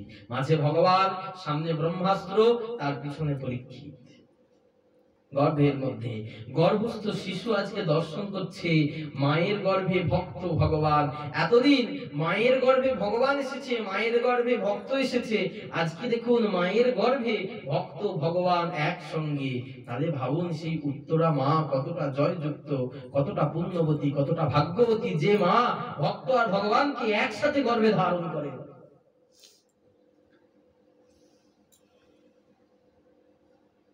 ভগবান উত্তরার গর্ভে প্রবেশ করে উত্তরাকে রক্ষা করলেন, উত্তরার গর্ভ রক্ষা হলো। এদিকে কুন্তী দেবী কৃষ্ণের চরণে প্রণাম করে বলছেন, কৃষ্ণ বাবা বলো পিসি কি হয়েছে? তুই এতদিন আমাদের কাছে ছিলিস। হ্যাঁ পিসি ছিলাম, তোকে একটা কথা আমি বলতে পারিনি বাবা। কি বলতে পারোনি পিসি? আজকে তোকে বলবো সেই কথা। বলো পিসি কি কথা? বলেন আমার একটা ইচ্ছা আছে, তুই যদি সেটি পূরণ করিস খুব ভালো হয়। বলো পিসি তোমার কি ইচ্ছা আছে? আমি তোমার ভাইপো, আমি তোমার ইচ্ছা পূরণ করতে পারলে আমার তো মহানন্দ হবে। বলছেন আমার একটা ইচ্ছা আছে, আমি তোকে শেষবারের মতো একবার প্রণাম করব। কি কথা আছে পিসি? কথা বলো না, আমি তোমার ভাইপো, তুমি আমার পিসি। ভাইপোকে কখনো পিসিকে প্রণাম করে? শোন কৃষ্ণ, এতদিন তুই আমাদের অনেক মায়াতে ভুলিয়েছিস, কিন্তু আর পারবি না মায়াতে ভোলাতে। আমি জেনেছি তুই হচ্ছিস ঈশ্বর পরম কৃষ্ণ সচিদানন্দ বিগ্রহ, তুই হচ্ছিস পরম পুরুষোত্তম ভগবান। তোকে আমার প্রণাম করতে দিতেই হবে, তুই প্রণাম করতে আমাকে দে। এই বলে কুন্তী দেবী কৃষ্ণের চরণে বসে স্তব করছেন। নমস্তে পুরুষম ত্বাদ্যমীশ্বরম প্রকৃতিঃ পরম অলক্ষ্যম সর্বভূতানাম অন্তর্বহির অবস্থিতম মায়া জবনিকাচ্ছন্নম জ্ঞান অধক্ষজম অব্যয়ম না লক্ষ্যসে মূরদৃশা নটো নাট্যো ধরো যথাঃ। শোন, অর্জুন যখন বিপদে পড়েছিল, আমার পঞ্চ পাণ্ডব 5 ছেলে যখন বিপদে পড়েছিল, সবাই তাদেরকে ছেড়ে দিয়েছিল, তুই কিন্তু ছেড়ে যাসনি। তুই সেই পরম পুরুষ, পরম প্রকৃতি, পরম আরাধ্যতম ভগবান, পরম পুরুষোত্তম, সর্বভূতের অন্তরে বাইরে তুই বিরাজমান। কিন্তু জীব দেখতে পায় না। মায়া জবনিকাচ্ছন্ন দৈবিক ঝেষাং গুণময়ী মম মায়া দুরত্বয়া মামেব ইয়ে প্রপদ্যন্তে মায়ামেতং তরন্তি। গীতায় অর্জুনকে বলছেন গীতা বাক্যে, শোন অর্জুন, দৈবিক ঝেষাং গুণময়ী মম মায়া দুরত্বয়া, আমার মায়া দৈবী মায়া, এই মায়াকে অতিক্রম করা যায় না। মম মায়া দুরত্বয়া, তাহলে কারা অতিক্রম করতে পারে? মাম এব, একমাত্র যারা আমাকে ভজনা করে। মাম এব ইয়ে প্রপদ্যন্তে মায়ামেতং তরন্তি, আমি তাদেরকে এই মায়ার সমুদ্র পার করি। মায়া জবনিকাচ্ছন্নম অধক্ষজম অব্যয়ম, তুমি অব্যয়। ন লক্ষ্যসে মূঢ়দৃশা নটো নাট্য ধর্ম যথা, তুমি তো সেই নাটুয়া যার হাতে এই জগৎ জীবের নড়াচড়ার সুতো বাঁধা আছে। তুমি যেমন নাচাও আমরা তো তেমনি নাচি। নট নাট্য ধরো যথা, তুমি তো সেই নাটুয়া। সংসার সুখের হাট কেবল নাটুয়ার নাট, দেখিতে দেখিতে কিছু নয়। তারপরে কুন্তী দেবী বলছেন, শোন কৃষ্ণ, শোন বাসুদেব, তোর কাছে আমি একটা জিনিস চাইছি, তুই আমায় দিবি তো? বলো পিসি কি চাও? তুমি যা চাইবে আমি তাই দেব, বলো তুমি কি চাও, বলো শুধু। বিপদা সন্তু ন শাশ্বত অত্র তত্র জগদ্গুরু ভবতো দর্শনম ইয়ৎ সদ পুনর্ভবা দর্শনম। কৃষ্ণ রে, আমার যেন বিপদের দিন কোনোদিন শেষ না হয়, আমার যেন বিপদ বিপদ বিপদই লেগে থাকে, সর্বক্ষণ যেন আমি বিপদের মধ্যে থাকি। কেন পিসি তুমি এরকম চাইছো কেন? জগতের সবাই বলে প্রভু আমায় বিপদ থেকে রক্ষা করো, বিপদ থেকে রক্ষা করো প্রভু, আর তুমি বলছো আমার বিপদ হোক। বলে জগৎবাসী জীব তারা তো বোকা, তারা তো বোঝে না কি চাইতে হয়। আমি কিন্তু বুঝেছি, বিপদ যতক্ষণ ততক্ষণ তুই আমার কাছে থাকবি। আজকে দেখ বিপদ আমার কেটে গেছে, আমার ছেলেরা রাজা হয়েছে, তুই বলছিস এবার আমি চলে যাব দ্বারকায়। কিন্তু যতদিন আমি বিপদে ছিলাম, বনে বনে ঘুরছিলাম, ততদিন তো তুই আমার কাছে ছিলিস, আমাদেরকে সাহায্য করেছিস, আমার হাতে রান্না করা খাবার খেয়েছিস। আজকে দেখ আমি সেই রাজত্ব চাই না যে রাজত্ব পেলে তুই আমার কাছে থাকবি না। আমি সেই সম্পদ চাই না যে সম্পদ পেলে তুই আমার কাছ থেকে চলে যাস। এই প্রসঙ্গে ঠাকুর রামকৃষ্ণদেবের একটি গান আছে, যে তৃষা জাগিলে তোমারে হারাবো, সে তৃষায় আমার জাগায় না। যে তৃষা জাগিলে তোমারে হারাবো, সে তৃষায় আমার জাগায় না। যে ভালোবাসায় তোমারে ভুলিব, যে ভালোবাসায় তোমারে ভুলিব, সে ভালোবাসায় ভোলায় না। যে তৃষা জাগিলে তোমারে হারাবো, সে তৃষায় আমার জাগায় না। যে কথার মাঝে তব কথা নাই, সে কথায় আমায় শোনায় না। যে কথার মাঝে তব কথা নাই, সে কথায় আমায় শোনায় না। যে সুখ লোভিলে তোমারে ভুলিব, যে সুখ লোভিলে তোমারে ভুলিব, সে সুখ সাগরে ভাসায় না। যে নেশায় আমায় তোমা ছাড়া করে, সে নেশায় আমার জাগায় না। যে তৃষায় গিলে তোমারে হারাবো, সে তৃষায় আমার জাগায় না। যে সুখ লোভিলে তোমারে ভুলিব, সে সুখ সাগরে ভাসায় না। আমি সেই সুখ চাই না রে বাবা, যে সুখ পেলে তুই আমার কাছ থেকে চলে যাবি। তাই চিরকাল আমি যেন বিপদে থাকি, বিপদে থাকি, বিপদঃসন্তু বিপদঃসন্তু বিপদঃসন্তু। তুলসীদাসজি বলছেন, सुख में बाज पड़ो दुख को बलिहारी जाओ, ऐसे दुख आवे जो घड़ी घड़ी हरि नाम गाओ। सुख में बाज पड़ो, সেই সুখের মুখে বাজ, দুঃখ কো বলিহারি যাও, দুঃখে বলিহারি, দুঃখের বলিহারি। এমন দুঃখ আমার জীবনে আসুক যে দুঃখ পেলে আমি যেন ঘড়ি ঘড়ি সব সময় হরি হরি বলি, হরি নাম বলি। হরিদাস ঠাকুর বলেছিলেন না, যখন হরিদাস ঠাকুরকে বেত্রাঘাত করছেন 22 বাজারে পান্ডুয়াতে, কি বলছেন? হরি আমার মানস সন্তাপ নাশিকে, এতে যদি তোমার দুঃখ হয়। হরি আমার মানস সন্তাপ নাশিকে, এতে যদি তোমার দুঃখ হয়। ঠাকুর, আমার মনে যত কষ্ট হোক তোমাকে দুঃখ দূর করতে হবে না। আমার যা হবার তাই হবে, তুমি কেন দুঃখ পাবে?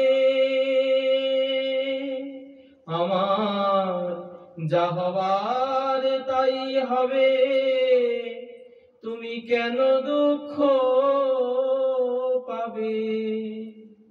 সুখে থাকো আমার সুখময়, তুমি সুখে থাকো আমার সুখময়। আমার দুঃখ দূর করতে তোমায় ব্যস্ত হতে হবে না, তুমি সুখময়, তুমি সুখে থাকো। তুমি যদি সুখে থাকো আমি সুখে থাকবো। আমার দুঃখ দূর করবার জন্য তোমাকে ছুটে আসতে হবে না। এই হচ্ছে ভক্তের প্রার্থনা। কুন্তী দেবী আজকে ভগবানের স্তব করলেন।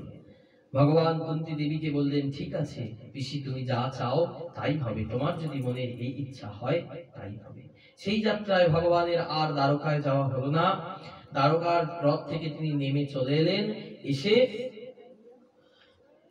মহলের ভেতর প্রবেশ করবেন, দেখছেন রাজা যুধিষ্ঠির, দাদা যুধিষ্ঠির সিংহাসনের উপর বসে বসে অঝর নয়নে কাঁদছেন।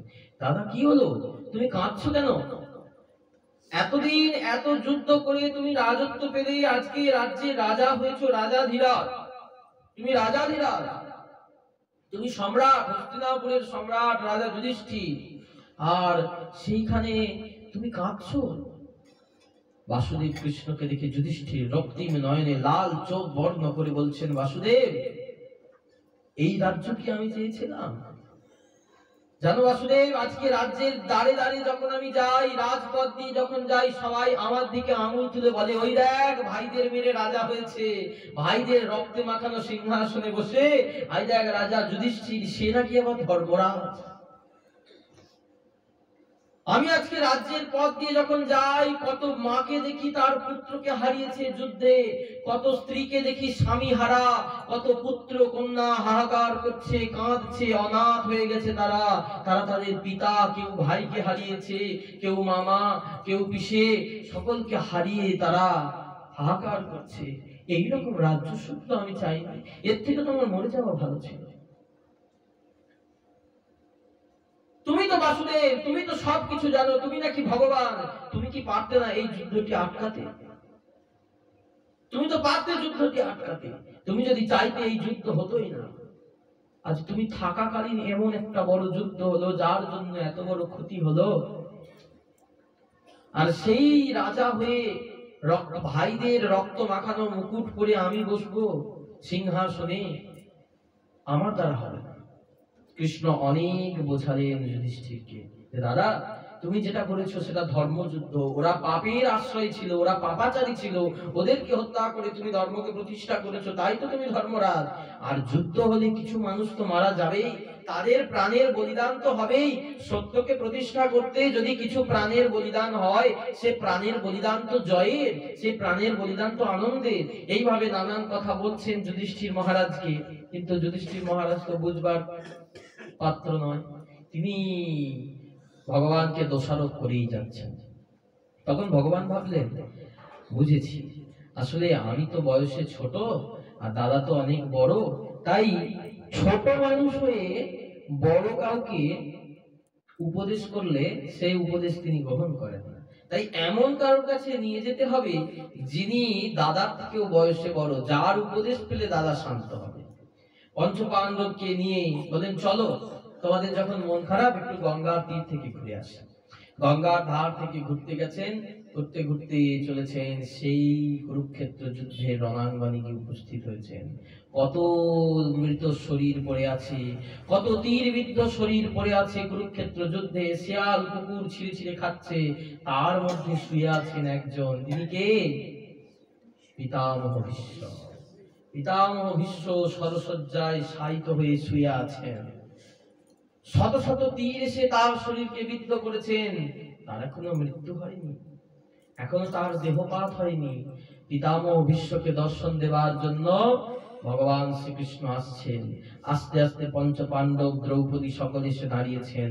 যুধিষ্ঠির, ভীম, অর্জুন, নকুল, সহদেব, দ্রৌপদী এসে দাঁড়িয়েছেন। সকলের দিকে মুখ দেখে, সকলের মুখের দিকে তাকাচ্ছেন পিতামহ ভীষ্ম। মনে আনন্দ হচ্ছে না, কারণ তিনি যাকে দেখতে চাইছেন তিনি তো এখনো আসেননি। অবশেষে আস্তে আস্তে ভগবান এসে দাঁড়িয়েছেন পায়ের দিকে। ভীষ্ম পিতামহ ভগবানকে দেখে বলছেন, এসেছো প্রভু, আমার অভিষ্ট পূরণ করবার জন্য তুমি এসেছো? হে ভক্ত বাঞ্ছা কল্পতরু, তুমি এসেছো? কারণ ভীষ্মের প্রতিজ্ঞা ছিল, যতক্ষণ না মৃত্যুকালে তুমি আমাকে দর্শন দেবে ততক্ষণ পর্যন্ত আমি প্রাণত্যাগ করব না। তাই আমার প্রাণত্যাগ কালে, দেহত্যাগ কালে তোমাকে আমার সামনে দাঁড়াতে হবে, তবে আমি দেহত্যাগ করব। ভীষ্মের প্রতিজ্ঞা, সেই প্রতিজ্ঞা পূর্ণ করবার জন্য ভগবান আজকে পঞ্চপাণ্ডবদের ভ্রম দূর করার, এটা তো অছিলা, আসল কাজ হচ্ছে ভীষ্ম পিতামহকে কৃপা করা। তাই সেই ভীষ্ম পিতামহের কাছে এসেছেন, দাঁড়িয়েছেন। ভীষ্ম পিতামহকে বলছেন, পিতামহ, এই যে আপনার ছোট ছোট নাতিরা রাজা হয়েছে, তাই এদের রাজা হয়েছে, এদেরকে তো কিছু নিয়ম কানুন শিখিয়ে দিয়ে যেতে হবে। রাজা হতে গেলে কি কি নিয়ম কানুন পালন করতে হয়, তা আপনি সেগুলো শিখিয়ে দেন। তখন রাজধর্মের উপদেশ করছেন পিতামহ ভীষ্ম। দান ধর্মান রাজধর্মান মোক্ষ ধর্মান বিভাগশঃ স্ত্রী ধর্মান ভগবদ ধর্মান সমাস ব্যাস যোগতঃ। শোনো যুধিষ্ঠির, রাজার ধর্ম দান করা, যত পারবে দান করবে। দান না করলে রাজ অর্থ কোনোদিন শুদ্ধ হয় না। যে ব্যক্তি দান করে না তার অর্থ শুদ্ধ হয় না, তার অর্থ পাপের অর্থ।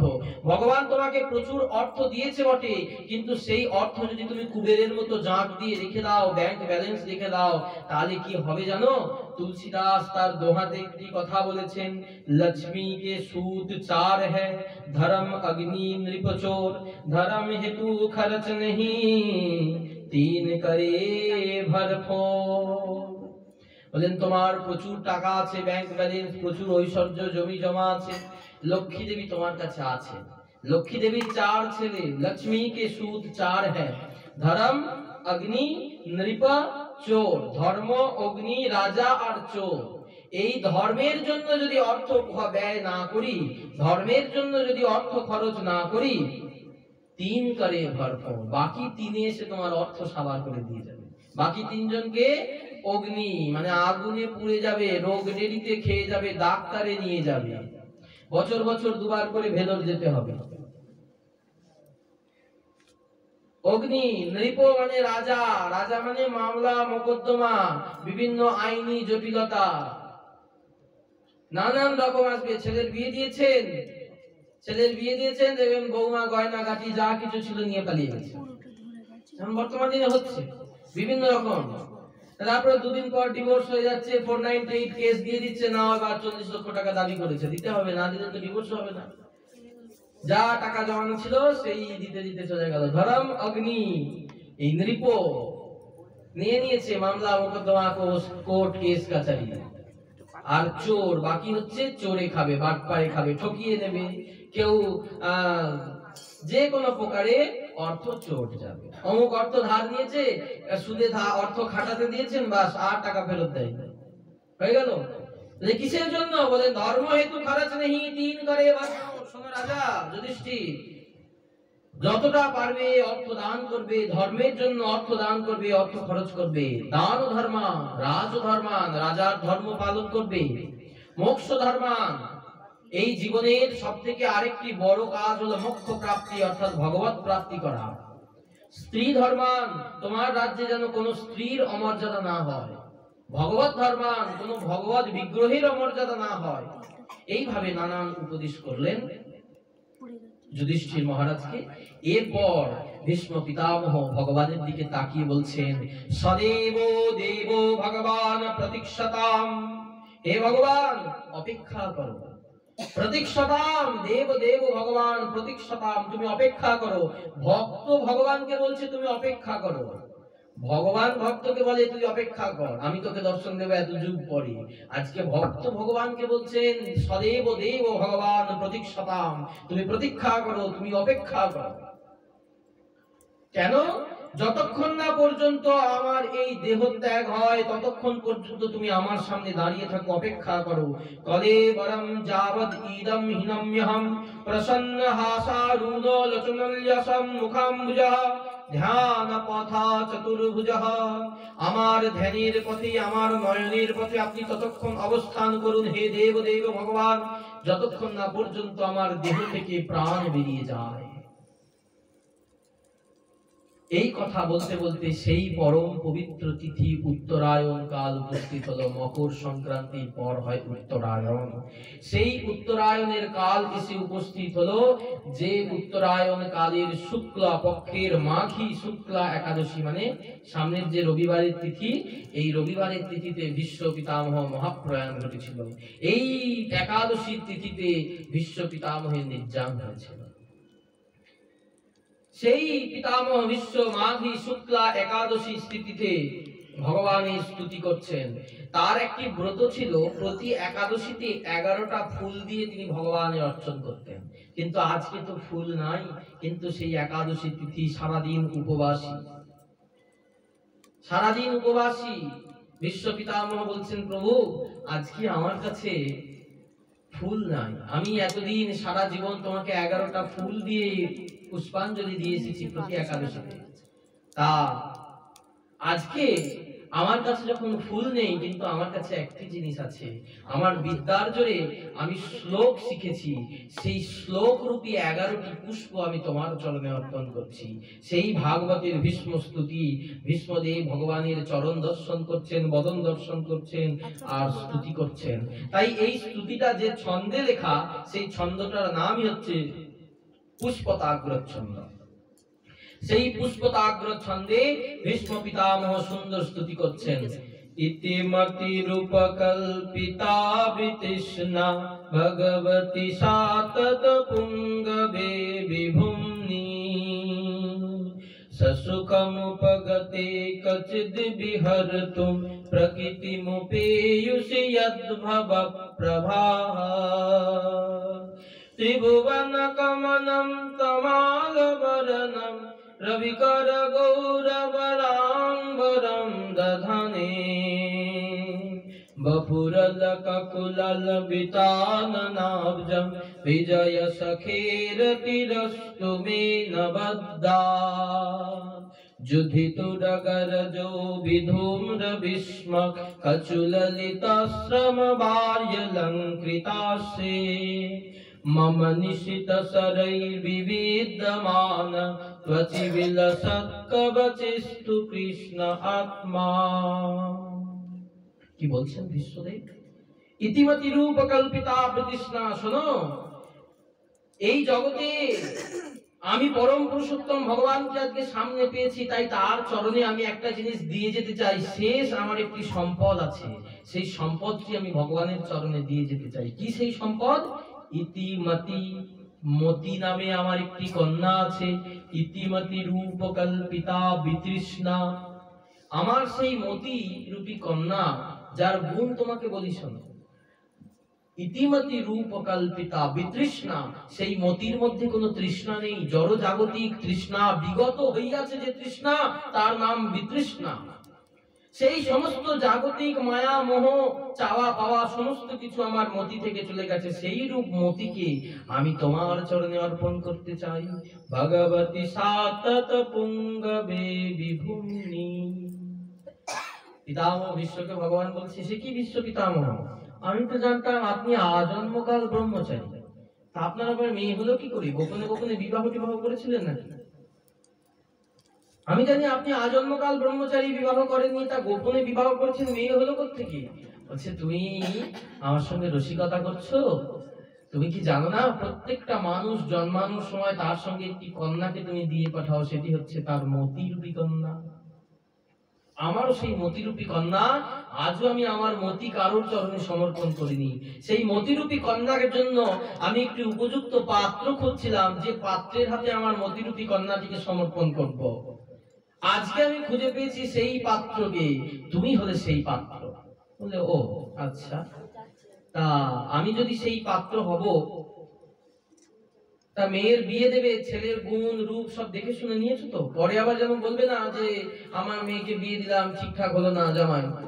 বলছে, না আমি ঠিক বুঝেছি, আমি ঠিক বুঝেছি তুমি কেমন। বলছে, এই যে আমি কালো দেখতে, গরু চড়াই, আমার কোনো ঘর বাড়ি নেই, গাছে থাকি, ধেনু বৎস চড়াই, হ্যাঁ সবসময় ওই একটা কোমরে মাল গোছাইতে একটা ধুতি পরে থাকি, আমার তো রাজত্ব রাজকন্যা কিছুই নাই, তা তুমি তোমার মেয়েকে আমার কাছে কেন দেবে? তখন বলছেন, ত্রিভুবন কমনম তমাল বর্ণম।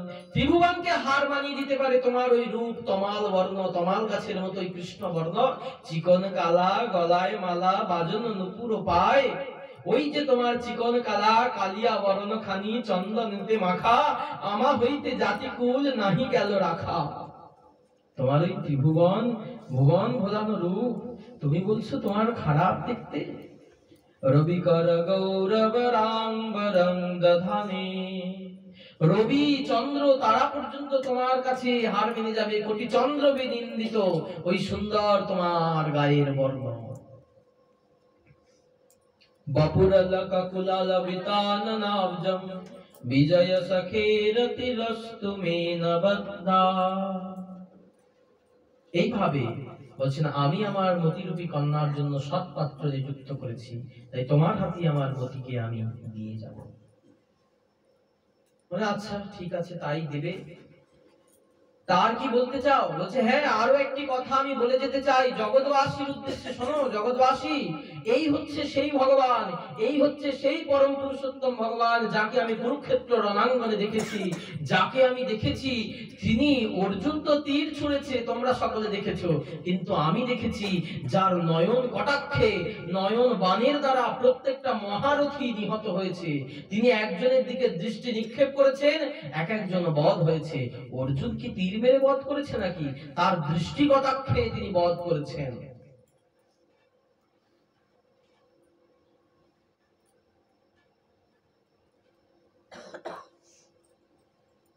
আমি প্রতিজ্ঞা করেছিলাম যে কৃষ্ণকে কুরুক্ষেত্র যুদ্ধে অস্ত্র ধারণ করাবই। ভগবান কৃষ্ণ প্রতিজ্ঞা করেছিলেন, আমি কুরুক্ষেত্র যুদ্ধে অস্ত্র ধারণ করব না। আমিও প্রতিজ্ঞা করেছিলাম, আমিও যদি সঠিক তোমার ভক্ত হই, কুরুক্ষেত্র যুদ্ধে আমি তোমাকে অস্ত্র ধারণ করাবই। এরপর যখন আমি কুরুক্ষেত্র যুদ্ধে অর্জুনের দিকে ক্রমাগত তীর ছুঁড়তে লাগলাম, ক্রমাগত, তখন আমার ওই অনৈতিক তীর নিক্ষেপ দেখে ভগবান শ্রীকৃষ্ণ রথ থেকে নেমে সঙ্গে সঙ্গে পড়ে থাকা একটা ভাঙা রথের চাকা তুলে আমার দিকে মারতে উদ্যত হয়েছিল। আর সেই রূপ দর্শন করে আমি পরম আনন্দ পেয়েছিলাম। দেখলে ভগবান, তোমার প্রতিজ্ঞা আমি ভঙ্গ করেছি, আমি পিতামহ ভীষ্ম, তোমার প্রতিজ্ঞা আমি ভঙ্গ করেছি, তোমার প্রতিজ্ঞা আমি ভঙ্গ করেছি। শনিগম অপহায় মত প্রতিজ্ঞা মৃতম অধিক কর্তুম দ্রপুত রথস্থ ধৃত রথ চরণ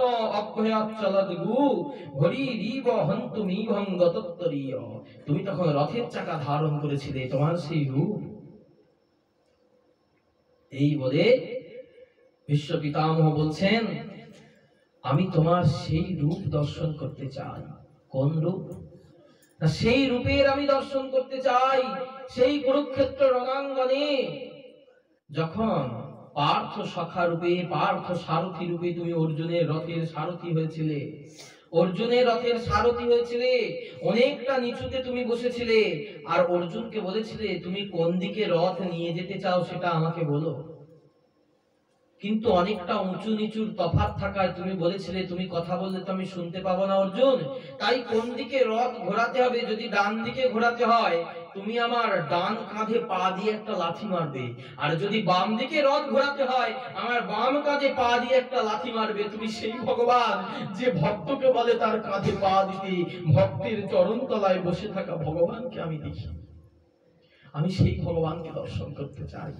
ললিত গতি বিলাস বল গুহাস প্রণয় নিরীক্ষণ কল্পিতর্মানা কৃতমনুকৃত গীতবত্ত উন্মদন্ধা প্রকৃতি মগন কিল যস্য গোপদ্ভঃ। তাই হে প্রভু, তুমি সেই রাস বিহারী, সেই পার্থ সারথী, বৃন্দাবনের ললিত গতি বিলাস বল গুহাস, বামে রাধা লয়ে দাঁড়াও এহে ত্রিভঙ্গ হয়ে। আমার হৃদয় রাজ মন্দিরে দাঁড়াও হে ত্রিভঙ্গ হয়ে। আমার হৃদয় রাজ মন্দিরে দাঁড়াও হে ত্রিভঙ্গ হয়ে।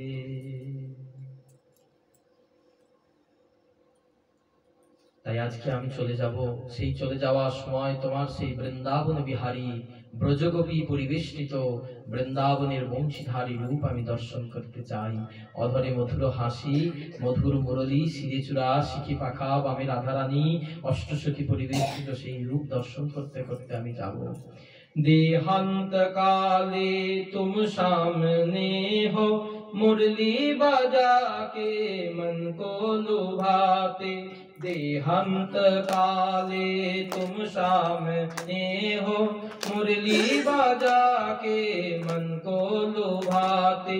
यही गीत गा के मैं तननाथ त्यागू, यही गीत गा के मैं तननाथ त्यागू। हे नाथ नारायण वासुदेव, श्री कृष्ण गोविंद हरे मुरारे। हे नाथ नारायण वासुदेव, श्री कृष्ण गोविंद हरे मुरारे। हे नाथ नारायण वासुदेव, गोविंद मेरी यही प्रार्थना है, गोविंद मेरी यही प्रार्थना है। भूलो न मैं नाम कभी तुम्हारा, भूलो न मैं नाम कभी तुम्हारा। निष्काम होकर मैं दिन रात गाऊं, निष्काम होकर मैं दिन रात गाऊं। गोविंद दामोदर माधवेति, हे कृष्ण यादव हे सखेति। श्री कृष्ण गोविंद हरे मुरारे। हे नाथ नारायण वासुदेव, श्री कृष्ण गोविंद हरे मुरारे। हे नाथ नारायण वासुदेव, हे नाथ नारायण वासुदेव, हे नाथ नारायण वासुदेव। पितामह विश्वेर निद्रा हलो, पितामह विश्व सधाम गमन करलें। बोले विश्व पितामह की, भक्तवत्सल भगवान की। कृष्ण बोलें আর আমাকে আটকে রেখো না, এবার আমাকে যেতে হবে, এবার আমাকে দ্বারকার উদ্দেশ্যে যেতে হবে। অনেকদিন হলো দ্বারকাবাসীকে ছেড়ে আছি, আমার পরম প্রাণ দ্বারকাবাসীর জন্য মন বড় ব্যাকুল হয়েছে। আমার মা, আমার পিতা, আমার মাতা রোহিণী, আমার দাদু উগ্রসেন, তাদেরকে দেখবার জন্য আমার মন বড় উচাটন হয়েছে। আমি এবার ফিরে যাব দ্বারকায়। বলে দ্বারকার উদ্দেশ্যে ভগবান চলে গেলেন। দ্বারকায় গিয়ে ভগবানকে অনেক দিন পর পেয়ে দ্বারকাবাসী আজকে বিরাট উৎসব শুরু করেছেন, কারণ ভগবান এত কাল ছিলেন না, আজকে ভগবান ফিরেছেন দ্বারকাবাসীর কাছে। কি আনন্দ দ্বারকাবাসী। এদিকে অশ্বত্থামা যে ব্রহ্মাস্ত্র নিক্ষেপ করেছিলেন, সেই ব্রহ্মাস্ত্র তেজ ভগবান সুদর্শন চক্রের দ্বারা নিবারণ করলেন। আর উত্তরার গর্ভ থেকে জন্মালো এক ফুটফুটি সুন্দর দেখতে একটি শিশু। সেই মাতৃগর্ভে সুন্দর শিশুটি দেখেছিলেন ভগবানকে অঙ্গুষ্ঠ মমলম, বুড়ো আঙুলের সমান এইটুকু ভগবানের শ্রীরূপ দর্শন করেছেন। অঙ্গুষ্ঠ মাত্র মমলম স্ফুরৎ পুরট মৌলিনম অপিচ্ছ দর্শনম শ্যামং চরিত বাস সমর্থিতম। সেই শ্যাম বর্ণের একজন ছোট্ট শিশুকে গর্ভে দেখেছিলেন পরীক্ষিত। মাতৃগর্ভ থেকে জন্ম নিলেন। মাতৃগর্ভ থেকে জন্ম নেওয়ার পরেই যখন আস্তে আস্তে যুধিষ্ঠির মহারাজের কাছে খবর গেল যে তাদের একমাত্র পুত্রের ঘরে পুত্র হয়েছে, তখন যুধিষ্ঠির মহারাজ গেলেন। যুধিষ্ঠির মহারাজ ঋষি মুনি ব্রাহ্মণদের ডেকে নিয়ে এসে তার নামকরণ জাতকর্ম সংস্কার করালেন। নামকরণ করালেন। কি নাম হবে? তস্মান নামনা বিষ্ণুরাত ইতি লোকে বৃহৎসভাঃ ভবিষ্যতি ন সন্দেহ মহাভাগবতো মহান। তস্মান নামনা বিষ্ণুরাত, এর নাম হবে বিষ্ণুরাত। কেন? বিষ্ণু একে রক্ষা করেছেন, তাই নাম হবে বিষ্ণুরাত। কিন্তু একে আরো নামে চিনবে। কি নাম? বলেন এর আরেকটি নাম হবে পরীক্ষিত, পরীক্ষয়তে ইতি পরীক্ষিত। এই ওই যে মাতৃগর্ভে যাকে দেখেছিল অঙ্গুষ্ঠ পরিমাণ, এই জগতে যাকে এই হলুদ ধুতি পরে দেখতে পায় তাকেই ধুতিটা টেনে বলে, হ্যাঁ তুমি কি সেই যাকে সেই মাতৃগর্ভে দেখেছি? যেই কালো রঙের কোন পুরুষকে যদি দেখে, কালো রঙের কোন মানুষকে দেখলে সে তার হাত ধরে পিছন ফিরিয়ে বলে, হ্যাঁ তুমি কি সেই যাকে আমি সেই মাতৃগর্ভে দেখেছি? এ প্রত্যেকটি লোককে পরীক্ষা করবে তার পরম আরাধ্য যাকে দেখেছে তাকে পাওয়ার জন্য। তাই এর নাম হবে পরীক্ষিত। কিন্তু একটি দুঃসংবাদ আছে মহারাজ। কি না, এই পুত্রের আয়ুষ্কাল বেশি দিন নেই। খুব অল্প দিনের মধ্যেই এই পুত্র এই জগৎ ছেড়ে চলে যাবে। যুধিষ্ঠির মহারাজ এই কথা শুনে খুব দুঃখ পেলেন, কিন্তু মনে মনে ভাবলেন ভগবান যাকে গর্ভে রক্ষা করেছেন অন্তিমকালে নিশ্চয়ই ভগবান তাকে রক্ষা করবেন। এই বলে মনে আনন্দ পেয়ে যুধিষ্ঠির মহারাজ পরীক্ষিতকে সুন্দরভাবে বড় করতে লাগলেন। ওইদিকে বিদুর এসে উপস্থিত হয়েছেন। বিদুর ছিলেন না কুরুক্ষেত্র যুদ্ধের সময়। বিদুর কে না? সাক্ষাৎ ধর্মরাজ। ধর্মরাজ বিদুর, যম হচ্ছেন বিদুর রূপে জন্মেছেন। তাই যখন অধর্ম থাকবে তখন ধর্ম কোনদিন থাকে? অধর্ম আর ধর্ম একই জায়গায় থাকে? থাকে না তো। রবি রজনী নাহি না মিলে এক ঠাম, সূর্য আর রাত্রি একসঙ্গে থাকে না। তাই ধর্ম অধর্ম একসঙ্গে থাকে না। তাই যখনই দুর্যোধন অধর্মে প্রবৃত্ত হয়েছিল, বিদুর তৎক্ষণাৎ দুর্যোধনের সমস্ত পরিত্যাগ করে তিনি তীর্থে বেরিয়ে পড়েছিলেন। এই ফিরে এসেছেন, দুর্যোধনের তখন নিপাত হয়ে গেছে, যুধিষ্ঠির রাজা হয়ে গেছে, পরীক্ষিতের জন্ম হয়ে গেছে। বিদুর ফিরে এসে গান্ধারী আর ধৃতরাষ্ট্রকে বলছে, কি ভাইপোদের দেওয়া অন্ন এখনো খেতে ভালো লাগছে? কম তো নাটক হলো না তোমাদের, কম ক্ষতি তো করনি হস্তিনাপুরে, তা এখনো কিসের আশায় বসে আছো? এখনো তারা দিচ্ছে, খেতে ভালো লাগছে, তা কি করতে বলো ভাই? তখন বিদুর বললেন, এখনো সময় আছে, সংসারের মোহমায়া ত্যাগ করে চলো বনে সাধনার উদ্দেশ্যে। বিদুর ধৃতরাষ্ট্র গান্ধারীকে নিয়ে তিনি চলে গেলেন বনের উদ্দেশ্যে। ধৃতরাষ্ট্র বিদুর গান্ধারীকে, এই বিদুর গান্ধারী ধৃতরাষ্ট্র এদেরকে সবাই বনে চলে গেলেন। বিদুরের সাথে গান্ধারী ধৃতরাষ্ট্র বন গমন করলেন। তারপর একদিন হস্তিনাপুরে হঠাৎ করে উল্কাপাত হচ্ছে। উল্কাপাত হওয়া মানে অমঙ্গলের চিহ্ন। তখন যুধিষ্ঠির মহারাজ বলছেন, হঠাৎ এরকম উল্কাপাত, চারিদিকে কেমন যেন একটা শোকের চিহ্ন, কেমন যেন একটা দুঃখময় পরিবেশ ছেয়ে আসছে। না জানি কি অমঙ্গল হতে চলেছে, আবার কি অমঙ্গল আমাদের জন্য অপেক্ষা করছে। ওদিকে অর্জুন গেছেন কৃষ্ণকে দ্বারকায় রাখতে। অর্জুন আর ফিরে আসেনি, অনেক দিন হলো। অর্জুন ফিরে আসছে। ফিরে এসে অর্জুনের মুখের দিকে তাকিয়ে যুধিষ্ঠির মহারাজ বলছেন, কি ব্যাপার অর্জুন, তোমার মুখটা এইরকম বিষণ্ণ দেখাচ্ছে কেন? তোমার এইরকম, তোমাকে দেখে আমার মরে যেতে ইচ্ছা করছে, কেন এরকম হচ্ছে আমার মনের মধ্যে? তোমাকে দেখে আমি যেন হাত পায়ে বল পাচ্ছি না, আমি যেন নিজেকে দুর্ভাগা, নিজেকে অভাগা মনে হচ্ছে। বলো অর্জুন, কিছু কি খারাপ খবর, কিছু কি খারাপ ঘটেছে? অর্জুন তখন চিৎকার করতে করতে এসে যুধিষ্ঠির মহারাজের চরণে পড়ে কাঁদছেন। বঞ্চিত মহারাজ হরিণা বন্ধুরূপিণা। দাদা, আমরা বঞ্চিত, আমাদের পরম বন্ধু কৃষ্ণ আর এই জগতে নাই। কৃষ্ণ জগৎ ছেড়ে চলে গেছে। এই কথা শ্রবণ করা মাত্রই সকল পঞ্চ পাণ্ডব সহ দ্রৌপদী, কুন্তী সকলেই কান্না